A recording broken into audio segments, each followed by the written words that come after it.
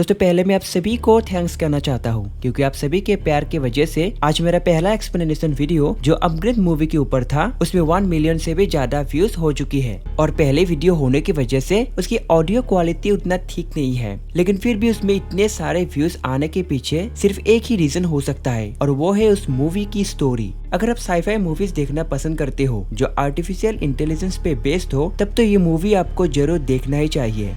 आज की मूवी भी 2014 की एक बेहतरीन साईफाई एक्शन मूवी है जिसका नाम है रोबोकॉप और इसकी IMDb रेटिंग है 6.1 आउट ऑफ 10। इस मूवी में मेनली फोकस किया गया है कि हम इंसान अपने आम जिंदगी में रोबोट्स का इस्तेमाल करने से किस तरह की प्रॉब्लम्स आ सकती है और हमें क्यों पूरी तरह से रोबोट्स के ऊपर डिपेंड करना नहीं चाहिए। तो चलिए फिर जानते हैं इस मूवी की स्टोरी के बारे में।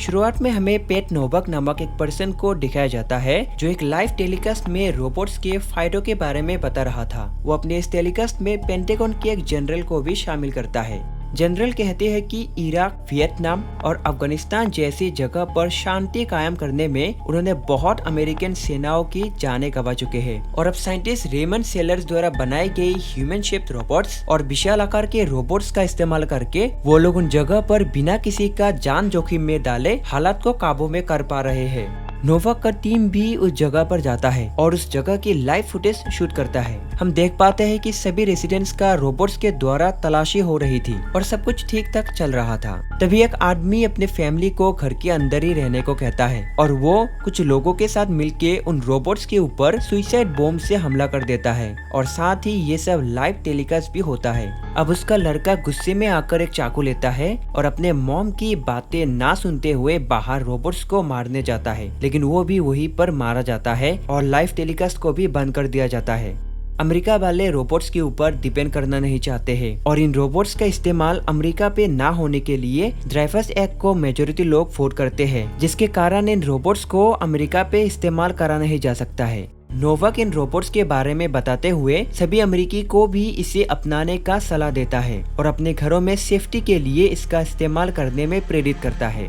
उसके बाद हमें एलेक्स नामक एक पुलिस ऑफिसर को दिखाया जाता है। एलेक्स अपने सीनियर ऑफिसर को बिना कुछ बताए अपने पार्टनर जैक के साथ एक केस पे काम करता है, जिस केस का मेन सस्पेक्ट था एंटोन वेलोन, एक हाई लेवल क्रिमिनल। इस केस को ऑफिसर एंड्रे और जॉन को सौंपा गया था, लेकिन 2 साल से दोनों उस केस पे कोई भी प्रोग्रेस कर नहीं पाए थे। एलेक्स एंड्रे और जॉन को ज्यादा पसंद भी नहीं करता था और इसीलिए वो अपने पार्टनर जैक के साथ मिलकर वेलोन को पकड़ने का प्लान बनाता है और दोनों लगभग अपने प्लान में कामयाब होने ही वाले थे कि तभी कोई वेलोन को इन्फॉर्म करता है कि वो दोनों पुलिस ऑफिसर है और वेलोन वहाँ से भाग पाता है। उसके आदमी एलेक्स और जैक पे फायरिंग करने लगते हैं, जिसमें जैक को गोली लग जाती है और उसे हॉस्पिटल में भर्ती कराया जाता है। अब चीफ ऑफिसर एलेक्स को उस केस से दूर रहने को कहती है जब तक चीफ खुद सुराग इकट्ठा कर ना पाए।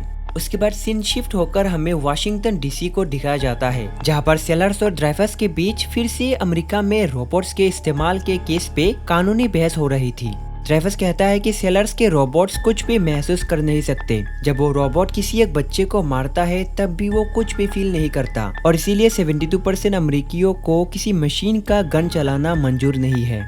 उसके बाद सेलर्स अपनी कंपनी ओमनिकॉर्प की हेडक्वार्टर पे बाकी टीम मेंबर्स के साथ उस बिल के बारे में डिस्कस कर रहा होता है। रेमन कहता है कि अमेरिकियों को मशीन पसंद नहीं है, उन्हें एक ऐसी चीज चाहिए जो असल में कॉन्शियस हो और एक इंसान की तरह सही गलत का फैसला भी कर पाता हो। और इसीलिए फाइनली वो लोग एक इंसान को ही एक मशीन के अंदर डालने का फैसला करते हैं।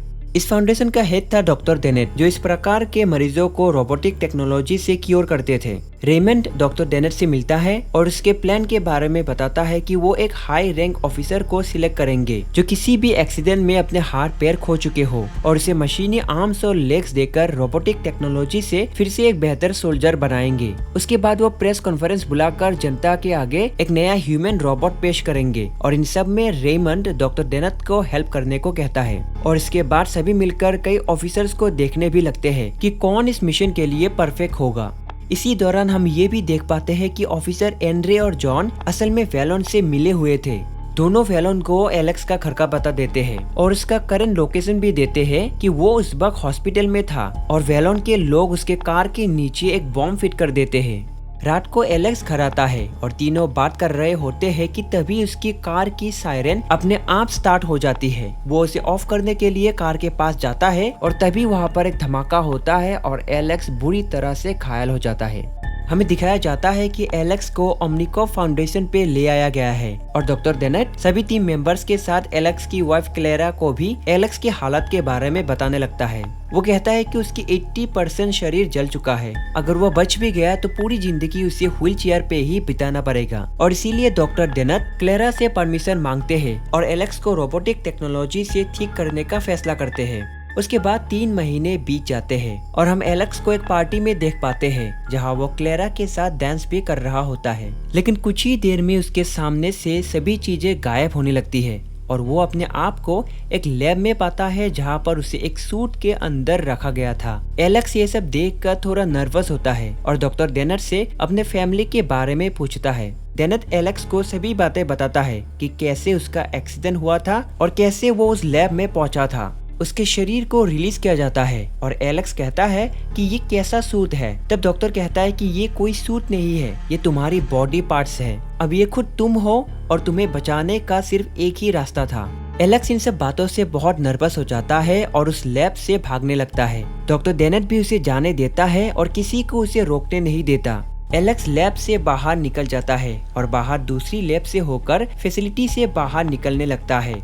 डॉक्टर डेनेट एलेक्स को रुकने को कहता है लेकिन एलेक्स भागता ही रहता है और उस एरिया से जंप करके भाग जाता है। डेनेट की बातें ना सुनने के कारण वो एलेक्स के सिस्टम को शट डाउन करने को कहता है और उसे फिर से लैब में लाया जाता है। डॉक्टर एलेक्स को अपने मौजूदा हालत को एक्सेप्ट करने को कहता है और उसे अपनी बची हुई बॉडी पार्ट्स को दिखाने लगता है और धीरे धीरे सूट खुलने लगती है। उसकी सिर्फ सिर, फेफड़े और एक हार्ट बच गई थी। एलेक्स ये सब देखकर बहुत ज्यादा डर जाता है और रोने लगता है। वो डेनेट से कहता है कि वो ऐसी जिंदगी जीना नहीं चाहता और उसे मार देने को कहता है। लेकिन डेनेट कहता है कि वो ऐसा नहीं कर सकता क्योंकि उसकी वाइफ ने ही इस ऑपरेशन के लिए साइन किया था और उसकी वजह से ही आज एलेक्स जिंदा है। उसके बाद एलेक्स क्लेरा से वीडियो कॉल के जरिए बात करता है और लैब की सभी टेस्ट होने के बाद वो उससे मिलने भी वाला है। अब डेनेट और एलेक्स रिक नामक एक मिलिट्री पर्सन से मिलते हैं जो रोबोट्स को हैंडल करता था। रिक उसे सभी गन्स और कॉम्बैट सिस्टम के बारे में बताता है और वो रोबोट्स को ज्यादा प्रीफर करता है, न कि एक ऐसी मशीन को जिसमें किसी इंसान को डालकर चलाया गया हो। उसके बाद उसे ओमनिकॉप सिमुलेशन रूम में ले जाया जाता है और उसे और एक रोबोट को एक सिनेरियो दिया जाता है जहाँ पर रोबोट उससे कम टाइम में टास्क कंप्लीट कर पाता है। इस टास्क में एलेक्स को ज्यादा टाइम लगता है क्योंकि वो डिसीजन लेने में एक ह्यूमन की तरह सोचता है और जिससे एक्शन लेने में टाइम लग जाता है। उसके बाद डेनेट रेमन को इस टास्क के बारे में बताता है लेकिन एलेक्स टास्क में ज्यादा टाइम लेने के कारण रेमन ज्यादा खुश नहीं होता। डॉक्टर कहता है कि अगर किसी में ह्यूमन कॉन्शियसनेस हो तो वो फियर, सैडनेस, कॉम्पैशन इन सभी इमोशन को फील कर पाएगा और वो उसी कारण सोच समझकर डिसीजन लेगा। लेकिन रेमन डेनेट को किसी भी तरह से एलेक्स को फिक्स करने को कहता है और बाकी रोबोट से ज्यादा फास्ट बनाने को भी कहता है, नहीं तो वो लोग एलेक्स को कभी भी जनता के आगे पेश कर नहीं पाएंगे। उसके बाद डेनेट उसके दिमाग पे कुछ मॉडिफिकेशंस करता है और उसे पहले से ज्यादा फास्ट बना भी पाता है। उसे फिर से टेस्टिंग के लिए एक दूसरी लोकेशन में ले जाया जाता है और फिर से एक टास्क दिया जाता है। वो रिक और उसकी रोबोट से अकेले ही लड़ता है और सभी रोबोट्स को इम्प्रेसिव तरीके से मार पाता है और आखिर में रिक को भी शूट कर पाता है। ये सिर्फ एक टेस्ट था जिसमें एलेक्स इस बार जीत जाता है। उसी रात को एलेक्स और डॉक्टर बेनेट एलेक्स के घर जाते हैं और बाहर एक कार में बैठ रहे होते हैं। एलेक्स नर्वसली घर के अंदर जाता है और क्लेरा से मिलता है। पास में डेविड भी था। दोनों कुछ देर बात करते हैं और उसके बाद एलेक्स उनसे फिर से मिलने का वादा करके घर से चला जाता है और सीधे जाकर पार्टनर जैक से मिलता है। एलेक्स जैक से ये भी कहता है कि इस बार दोनों मिलकर फैलन को जरूर पकड़ेंगे। उसके बाद अगले दिन रेमंड एलेक्स को जनता के आगे पेश करने के लिए एक प्रेस कॉन्फ्रेंस का आयोजन करता है। उधर लैब में डॉक्टर डेनेट एलेक्स के दिमाग में सभी क्रिमिनल डेटाबेस और सीसीटीवी फुटेज अपलोड करने का प्रोसेस शुरू कर देता है। लेकिन एक साथ इतनी सारी इंसिडेंट को देखकर वो अपना कंट्रोल खोने लगता है और जब वो अपनी खुद की एक्सीडेंट वाले फुटेज को देखता है तब वो पूरी तरह से ब्रेकडाउन हो जाता है। उसी वक्त ओमनिकॉप वाले डॉक्टर डेनेट को जल्दी से एलेक्स को ठीक करने को कहते हैं क्योंकि बाहर प्रेस कॉन्फ्रेंस वाले इंतजार कर रहे हैं और सबकी इज्जत दांव पे लगी हुई है, डॉक्टर डेनेट की भी। अब डॉक्टर डेनेट एलेक्स की सभी इमोशंस को बहुत ज्यादा लो करने का ऑर्डर देता है, जिससे वो पहले की तरह उन सीन्स को देखने के बाद भी कुछ भी रिएक्ट नहीं करता। वो अब एक रोबोट की तरह एक्ट करने लगता है। उसके बाद बाहर स्टेज पे मेयर भाषण देता है और जनता के आगे latest human combat robot Alex Murphy को पेश करता है। एलेक्स स्टेज की ओर जाने लगता है, लेकिन वो सिर्फ क्रिमिनल्स को अपने डेटाबेस में सर्च करने लगता है और जब डेविड उसे बुलाता है तब भी वो कोई जवाब नहीं देता। वो स्टेज के ऊपर से सभी को स्कैन करने लगता है और एक क्रिमिनल को इंस्टेंट उसी जगह पर पकड़ भी लेता है।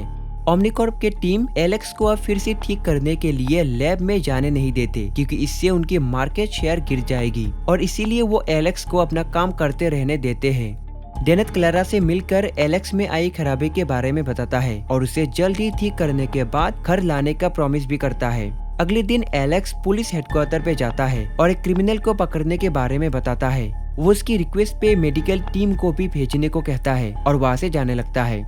वो अपने पार्टनर जैक को भी पहचान नहीं पा रहा था और वो बाइक लेकर उस क्रिमिनल को ढूंढते हुए उसके अड्डे पर जाता है। वो शूट करते हुए अंदर जाता है और फाइनली मेन सस्पेक्ट को भी शूट करके मार देता है। वो पूरी तरह से एक रोबोट की तरह बिना किसी इमोशन को फील करे उस मिशन को अंजाम दे पाता है। उधर सभी लोग ये सब देखकर बहुत ही इम्प्रेस हो जाते हैं और डॉक्टर डेनेट को उनके काम के लिए कांग्रेस भी करते हैं, लेकिन डेनेट इन सबसे ज्यादा खुश नहीं होता है। साथ ही रेमन रिक को अपने ऑफिस पे बुलाता है और एलेक्स को मॉनिटर करने को कहता है। इसी तरह से एलेक्स धीरे धीरे क्राइम को खत्म करने लगता है और बहुत ही कम टाइम में अपराधियों को भी पकड़ने लगता है। जनता भी एलेक्स के काम से बहुत ही ज्यादा इम्प्रेस हो जाते हैं और ड्राइवर्स बिल की वोटिंग्स भी 50% पर पहुंच जाती है, जिसको पहले 72% वोट्स मिली थी। इसी तरह से एलेक्स फिर से क्रिमिनल को पकड़ने बाहर जाता है और रास्ते में उसके सामने क्लेरा आ जाती है। क्लेरा को एलेक्स से मिलने नहीं दिया जा रहा था और इसीलिए वो ऐसा करती है और एलेक्स से डेविड के बारे में बताती है। वो कहती है कि वो लोग बहुत ही मुश्किल वक्त से गुजर रहे हैं और इसे जल्दी घर लौट आने को कहती है। तब एलेक्स बिना कुछ भी कहे वहाँ से निकल जाता है, लेकिन रास्ते में वो क्लेरा और डेविड को देखने लगता है और उनके इमोशंस को भी स्कैन करने लगता है। अब एलेक्स क्रिमिनल को पकड़ना छोड़कर अपने घर पे जाता है और उस दिन हुई उस एक्सीडेंट की जगह को स्कैन करने लगता है। वो उस रात की वीडियो फुटेज देखने लगता है और क्लेरा और डेविड की इमोशंस को भी बार बार चेक करने लगता है। वह डॉक्टर डेनेट ये सब देखकर हैरान हो जाते हैं कि आखिर एलेक्स ये सब कैसे कर पा रहा है। उसकी ब्रेन की एक्टिविटी को भी चेक करने से उन्हें पता चलता है कि उसकी इमोशंस और डोपामिन लेवल्स फिर से पहले जैसी होने लग रही थी, जो कि मेडिकल टीम के हिसाब से इम्पॉसिबल था। चीफ डेनेट से एलेक्स को शटडाउन करने को कहती है, लेकिन डॉक्टर कहता है कि एलेक्स अपना काम कर रहा है और उसे शटडाउन नहीं करता। एलेक्स अब उसकी खुद की केस को देखने लगता है, जिसमें मेन सस्पेक्ट था वेलोन। वो उसे पकड़ने के लिए वेलोन के अड्डे पे जाने लगता है और वेलोन को भी एलेक्स के बारे में पता चलता है। वो एलेक्स पे हमला करने के लिए अपने आदमियों को तैयार होने को कहता है और बहुत सारी फायरिंग्स के बाद एलेक्स फाइनली वेलोन को शूट करके मार पाता है। उसके बाद वो वेलोन की गन को स्कैन करता है और उसे उस गन पे ऑफिसर जॉन और एंड्रे का फिंगरप्रिंट्स भी मिलता है। उसके बाद एलेक्स सीधे पुलिस हेडक्वार्टर पर जाता है और सबके सामने एंड्रे और जॉन को एविडेंस के साथ पकड़ता है। वो चीफ के पास भी जाता है और जान पाता है कि चीफ भी फेलोन से मिली हुई थी और वही इतने दिनों तक फेलोन को बचा रही थी। एलेक्स चीफ को सबके सामने कन्फेशन करने को कहता है, लेकिन तभी रिक कंट्रोल रूम से उसे शट डाउन कर देता है। न्यूज पे एलेक्स के बारे में बताया जाता है कि वो क्रिटिकल अवस्था में है और ये सुनने के बाद क्लेरा न्यूज रिपोर्टर के पास जाकर ओमनीकॉर्प के बारे में बताती है कि कैसे उन्होंने उसके हस्बैंड एलेक्स को इतने दिनों तक उनसे मिलने नहीं दिया। ये सब देखकर रेमन क्लेरा को अपने ऑफिस में बुलाता है और लैब में एलेक्स को शट डाउन करने के लिए रिक को तैयार रहने देता है और लैब में सिक्योरिटी भेज देता है। लेकिन तभी डॉक्टर डेनेट सिक्योरिटी को चकमा देकर लैब के अंदर आता है और एलेक्स के दिमाग से उस ट्रांसमीटर को अनप्लग कर देता है, जिसके जरिए रिक एलेक्स के सिस्टम को ऑफलाइन या शटडाउन कर ना सके। उसी वक्त एलेक्स होश में आता है और बाइक लेकर जल्दी से रेमन को अरेस्ट करने के लिए जाता है। वो ग्राउंड फ्लोर पे विशाल रोबोट से लड़ता है, लेकिन रोबोट्स उस पे भारी पड़ने लगते हैं कि तभी उसका पार्टनर वहाँ पर आके उसे भागने में मदद करता है। वो बिल्डिंग की छत पे जाता है जहाँ पर क्लेरा और डेविड के साथ रेमन और उसकी टीम भी थी। एलेक्स रेमन को अरेस्ट करने के लिए आगे बढ़ता है और उसे जमीन पे बैठने को कहता है, लेकिन रेमन ऐसा नहीं करता और वो उसे और उसकी फैमिली को मारने का धमकी भी देता है। वो चाहे तो उसी वक्त एलेक्स को मार सकता है और एलेक्स कुछ भी नहीं कर पाएगा क्योंकि उसने रेड एसेट की एक डिवाइस पहनी थी। इस डिवाइस को पहनने से उसके द्वारा बनाई गई किसी भी तरह के मशीन उस पे हमला कर नहीं सकता। एलेक्स बहुत बार ट्राई करता है और उसे शूट करने की कोशिश करता है, लेकिन कर नहीं पाता। रेमन कहता है कि एलेक्स सिर्फ एक रोबोट है जिसे उसने ही बनाया है और इसीलिए वो उसके खिलाफ जा नहीं सकता। ये सुनने के बाद एलेक्स बहुत कोशिश करके आखिर में रेमन को शूट कर देता है और रेमन भी एलेक्स पे शूट कर देता है। रेमन की वहीं पर मौत हो जाती है और एलेक्स को फिर से डॉक्टर डेनेट के पास ले जाया जाता है। डेनेट उसे पहले की तरह बनाने में सफल होता है और उसके दिमाग में करी मॉडिफिकेशंस को भी रिमूव कर देता है और उसे पहले की तरह ही नॉर्मल बना देता है। उसके बाद एलेक्स अपनी फैमिली से मिलता है और मूवी यहीं पर खत्म हो जाती है।